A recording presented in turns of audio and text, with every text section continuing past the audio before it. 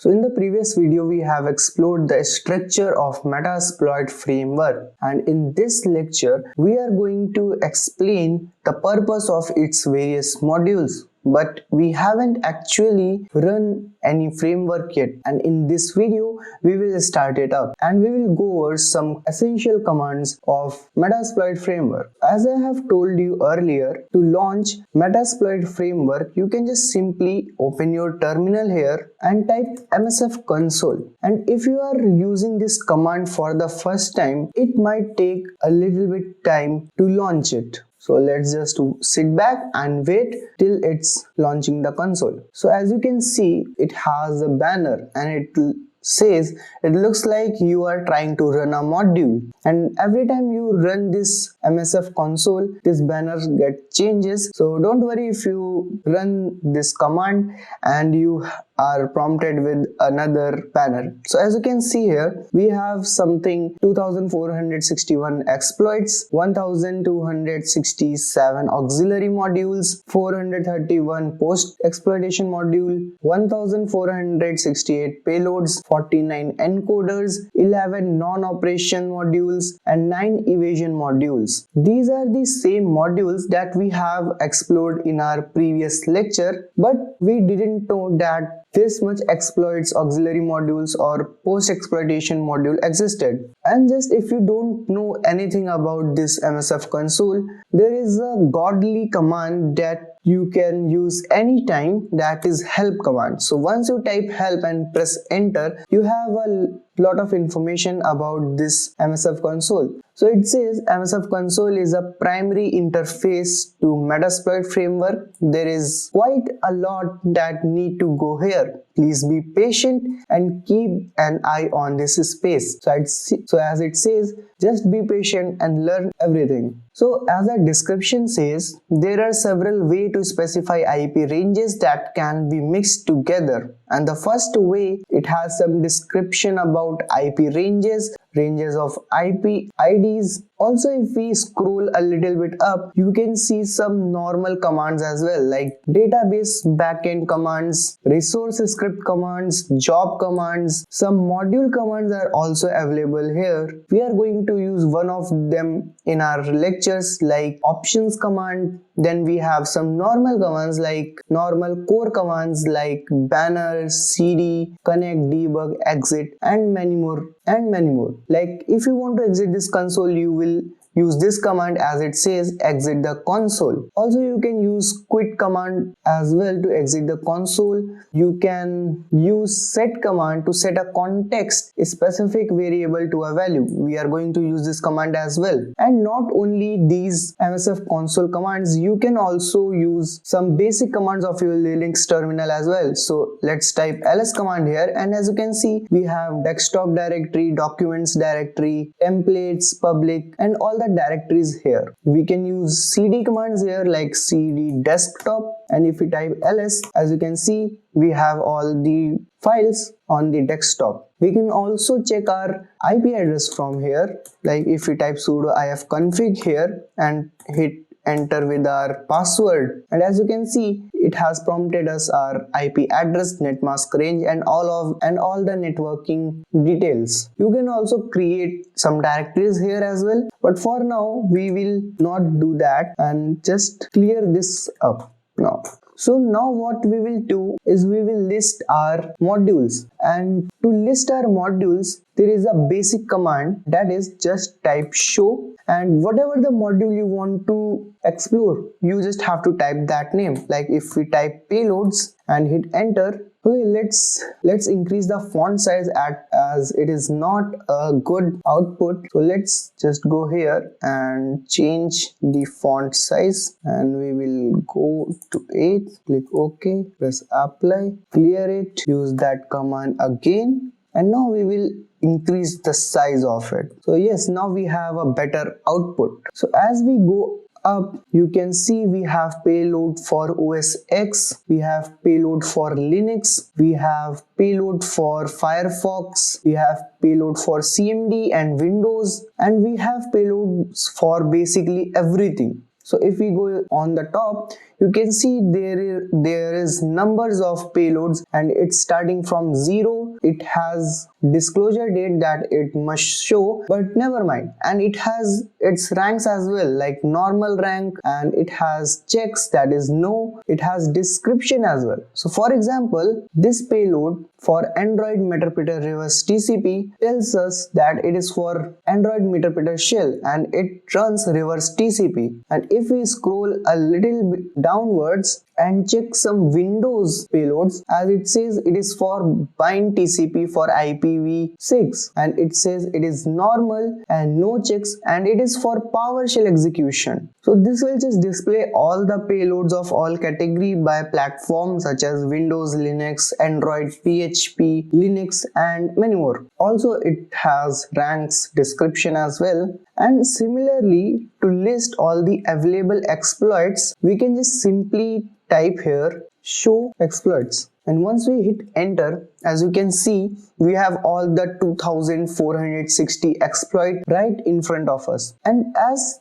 the payload exploits, we also have exploits for everything, like for Windows. And let's just scroll a little bit up, and there are too many for Windows, and then we have some exploits for Unix. So if we scroll a little bit down, so as you can see here, we have some descriptions for these exploits as well. So for example, if we check this one, the exploit number 2405, it has its disclosure date here, that is 2006, and its rank is good and checks are no. And you can see this exploit is for Microsoft Server Services NetPath canonicalize overflow. So if a particular server has vulnerability related to this, we can use this exploit. And as you can see, we have something similar output as we have seen in our previous videos. Like we are in our Metasploit framework, we are in our exploit directory, then we are inside Windows directory, and inside Windows directory we are in our SMB directory, where these are the exploits. Like these are the name of these exploits. And if you want to use these exploits, you just have to select any exploit you want. For example, I will select this one and I will copy this selection, go and type use, and then just paste this selection. And as I hit enter, as you can see, no payload is configured because it is defaulting to Windows Meterpreter reverse TCP. And we are going to see what this reverse TCP is, and we are going to change this as well. So if you want to see what are the options this exploit is providing us, so just you have to type either show options, or you can just simply type options here as well. So if we type options here, you can see we have all the options related to our exploit, and we are more interested in information about it, so we will type just info command and hit enter. And as you can see in the description, it says this module exploits a stack buffer overflow in net API 32 function using this netpath canonicalize RPC call in server services, and it is likely that other RPC call could be used to exploit this service, and this exploit will result in DOS attack on Windows XP. We have some additional details about this, like what are the license of this exploit, its rank, its disclosure date, who provided this exploit, and also the targets. So as you can see, we have some automatic targets, like if we don't select a particular target, it will automatically run on your system and identify which version of operating system your target is using. And if you already know which version of operating system your target is using, you can just simply choose any one of these targets. And as we scroll a little bit up, you can see names of some options here, like rhost. Now rhost is what our victim's machine is called, remote host. So we don't have any input here, and we have to set the IP address of our target machine. And then we have R port, that on which port this exploit is going to be executed. Then it has SMB pipe, and it is for browser. And then we have a required field. So if anything was not required here to specify or to modify, it would say no. but all these three options are required to specify. So we can either specify everything or just leave these already pre-specified things here and just specify this rhost. And as you can see in the description, the rhost says it is the target's host. It is the target host, like our victim. And then we have R port, that is for SMB service port TCP, and then we have SMB pipe that says the pipe name to use browser services. Then we have something called payload option. Now as you know, payload is something what delivers our exploit to the target system and builds a communication between our target and our hacking machine. So we can also change this payload as well. Payload is like a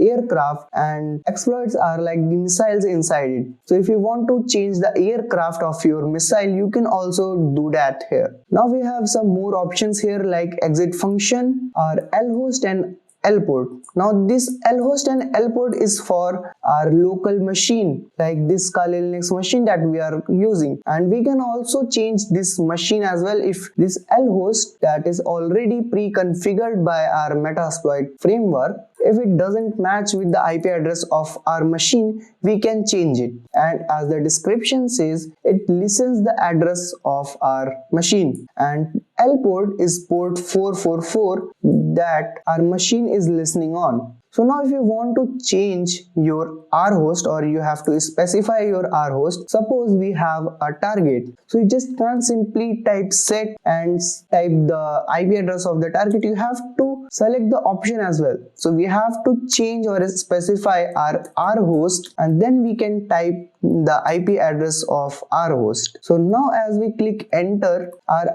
rhost is set here. So if we type show options here, now as you can see, the rhost is set. We can also change our R port, we can also change our lhost and L port as well. So let's just do it for fun. So set lhost 192.168.29.45, and if we type show options, as you can see, just for the fun, we have changed the IP address of our local machine. But if we type ifconfig here, as you can see, this is the IP address of our target. So it is currently wrong, but we are just doing it for fun and to show you how to change these things. And we can also change our L port. So let me show you. So set L port 555 and currently it's 444. So just type enter. And if we type show options now, as you can see, we have changed the L port. Now as you know, I have told you we can change the payload for our exploit as well. So for that we just have to type show payload,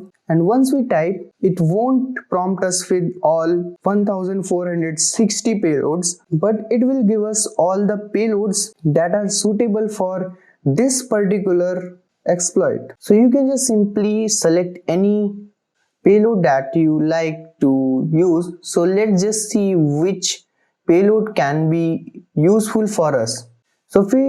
So for now we are going to use our bind TCP payload here, and we will copy this selection. And as you can see, this is for Windows Meterpreter, and as you know, Meterpreter is a very useful shell and very powerful shell.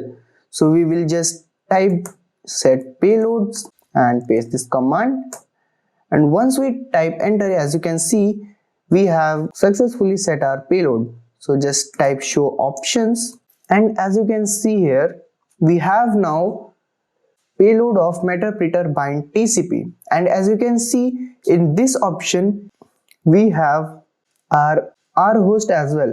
Now why we have rhost here?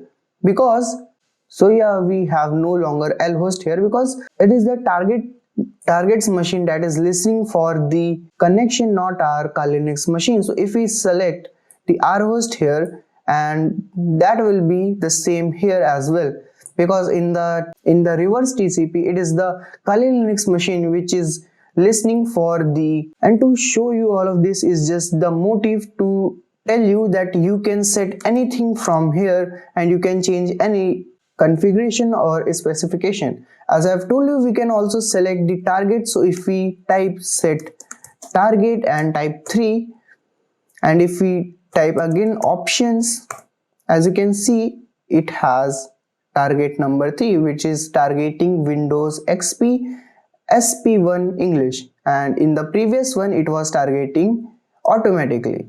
So there are multiple commands that we can use in our MSF console, but these were the ones that we are going to use on our daily basis to set payloads, set our targets IP address, and set the ports. So these are the most essential and the most useful ones. If you want to check more commands, it's your homework to check those commands, practice them, and explore as much as you can. Till then, we will meet in the next video where I will show you exploitation of our first vulnerability.